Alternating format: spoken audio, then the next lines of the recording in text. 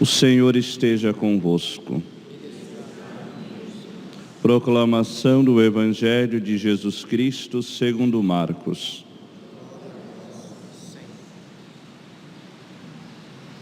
Naquele tempo, Jesus saiu da sinagoga e foi com Tiago e João para a casa de Simão e André. A sogra de Simão estava de cama com febre, e eles logo contaram a Jesus. E ele se aproximou, segurou sua mão e ajudou-a a levantar-se. Então a febre desapareceu e ela começou a servi-los. À tarde, depois do pôr do sol, levaram a Jesus todos os doentes e possuídos pelo demônio. A cidade inteira se reuniu em frente da casa. Jesus curou muitas pessoas de diversas doenças e expulsou muitos demônios.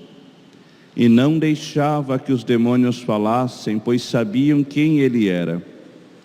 De madrugada, quando ainda estava escuro, Jesus se levantou e foi rezar num lugar deserto. Simão e seus companheiros foram à procura de Jesus. Quando o encontraram, disseram: "Estão todos te procurando." Jesus respondeu: "Vamos a outros lugares, às aldeias da redondeza. Devo pregar também ali, pois foi para isso que eu vim." E andava por toda a Galiléia, pregando em suas sinagogas e expulsando os demônios. Palavra da salvação.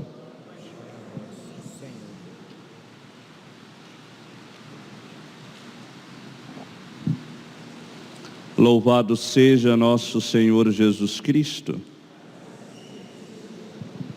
Meus queridos irmãos e irmãs, antes de meditarmos sobre o Evangelho de hoje, podemos fazer um apanhado, uma sequência de todos os trechos do Evangelho que nós ouvimos durante esta semana, como algo muito bem pensado pela Igreja e também de alguma forma interpretado diante do próprio escrito do Evangelho de São Marcos.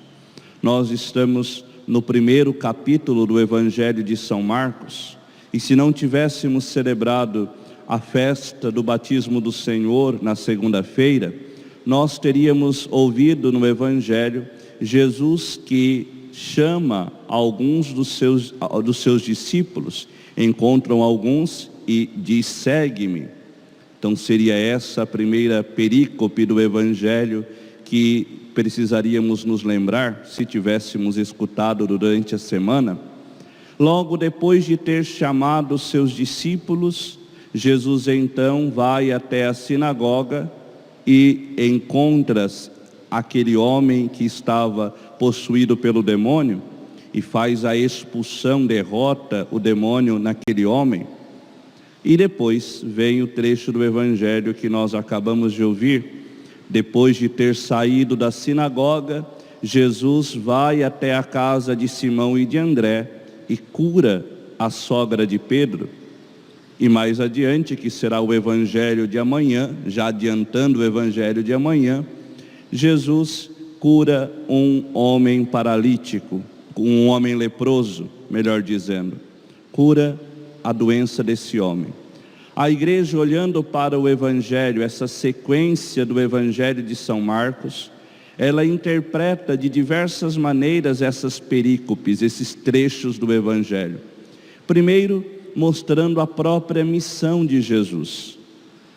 Quando Jesus vai ao encontro dos seus discípulos, à procura dos seus discípulos, dá a interpretar da seguinte maneira: ele que vem ao encontro dos homens, ele vem ao encontro da humanidade, sai da casa do Pai para adentrar na nossa própria condição, na nossa própria natureza.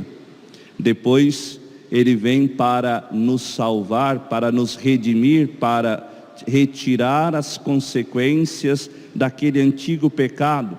Por isso, a primeira derrota que ele faz na sua missão pública é contra a antiga serpente, contra Satanás, contra o demônio, na libertação que acontece naquela sinagoga. Depois de ter então liberto aquele homem, derrotado o demônio nesse embate ali na sinagoga, Jesus então vai ao encontro da mulher, aqui representada como a sogra de Pedro, e então cura a mulher, fazendo referência exatamente àquele trecho do livro do Gênesis, a antiga serpente, a mulher que é seduzida pela serpente e depois que leva aquilo que havia sido causa de pecado para ela, leva também para o homem, nessa sequência do próprio livro do Gênesis. Então Jesus cura a mulher e depois cura também o homem, purifica o homem, mostrando exatamente esta missão da vida de Jesus, de salvar os seres humanos, de nos salvar, de nos redimir. Depois nós encontramos também nessa mesma realidade a interpretação que a igreja diz sobre o próprio trecho que nós ouvimos, da cura da febre da sogra de Pedro.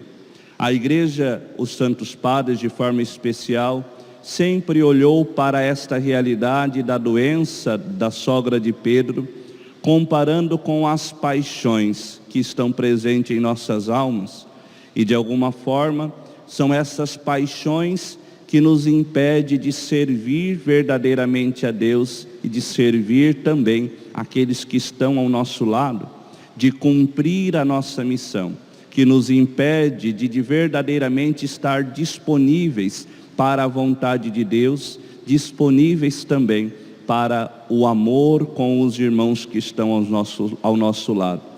E se nós formos olhar também no sentido, digamos que medicinal, quando falamos de uma realidade febril, de uma febre, ela não quer dizer muita coisa no sentido específico, porque tantas e tantas realidades podem de fato causar uma febre. Pode ser às vezes uma insolação, pode ser uma infecção, pode ser tantos e tantos tipos de doença, nada específico. Quando falamos então desta realidade da febre na sogra de Pedro, podemos olhar nesse âmbito também. São todas as realidades presentes em nossos corações que nos impede de verdadeiramente servir a Deus, de servir a Deus também presente nos irmãos, porque é exatamente isso que acontece na segunda parte do Evangelho. Depois da sogra de Pedro ser curada, ela coloca a serviço de Jesus e a serviço daqueles que estavam com ele. Esse passo segundo, uma vez liberto das paixões, nós temos um coração livre para servir. Nós temos um coração livre para servir a Deus, servir também a nossos irmãos. E aí vem a seguinte pergunta para nós neste dia, em que a igreja nos apresenta esse evangelho para meditarmos. Qual é a paixão que está presente na minha vida que me impede de servir verdadeiramente a Deus? Qual é a febre que está presente no meu coração, na minha alma, na minha vida? Qual febre eu estou padecendo? De qual necessidade eu tenho para verdadeiramente lançar-me a serviço de Deus? Muitos podemos dizer que, mas eu já estou servindo a Deus. Mas exatamente a pergunta que se faz diante disso: será que o meu serviço é verdadeiro com todas essas realidades que precisam ser modificadas dentro de nosso coração? Será que o meu serviço é real, é total, é integral? Ou ainda dentro de mim existem realidades que precisam ser modificadas? Uma vez analisando tudo isso dentro de nós, uma vez fazendo esse exame de consciência daquilo que necessitamos, da doença que padecemos, de qual febre nós estamos padecendo, aí vem a boa notícia que o próprio Evangelho nos dá. Não foi a sogra de Pedro que procurou Jesus, como depois muitas pessoas se aproximam da casa de Pedro para serem curadas, para receber um milagre, para receber aquilo que tanto necessitavam. Foi Jesus que se aproximou daquela mulher. Contaram para ele que a sogra de Pedro estava doente, e então ele foi ao encontro daquela mulher. Ele também quer vir ao nosso encontro, quer nos libertar, quer nos curar dessas enfermidades que padecemos. E depois de ir ao encontro da mulher, ele toca a mulher, a levanta e ali a cura acontece. Meus queridos irmãos e irmãs, peçamos nesta Eucaristia ao Senhor misericordioso que também venha, não só em socorro da humanidade como sempre veio, mas venha em nosso socorro, nos toque pela mão, nos erga novamente e nos dê a graça de, a partir desta ação da parte de Deus, que nós estejamos depois disponíveis para servi-lo. O Papa Bento XVI, numa homilia de um domingo, falando sobre esse trecho do Evangelho, no ano de 2006, ele vai dizer da seguinte maneira: o Senhor dá-nos a sua mão, levanta-nos e cura-nos, e faz isto em todos os séculos. Pega-nos pela mão com a sua palavra, e assim se dissipa a obscuridade das ideologias e das idolatrias. Toma a nossa mão nos sacramentos, cura-nos da febre das nossas paixões e de nossos pecados, mediante a absolvição no sacramento da reconciliação. Dá-nos a capacidade de nos reerguermos, de estarmos de pé diante de Deus e diante dos homens. Que isto aconteça com cada um de nós nesta Eucaristia, para que saindo daqui, saindo deste encontro com o Senhor, possamos verdadeiramente, como a sogra de Pedro, colocar-nos a servi-lo com todo o nosso coração, estar a serviço dele, na integridade, na totalidade da nossa vida e de nossas ações.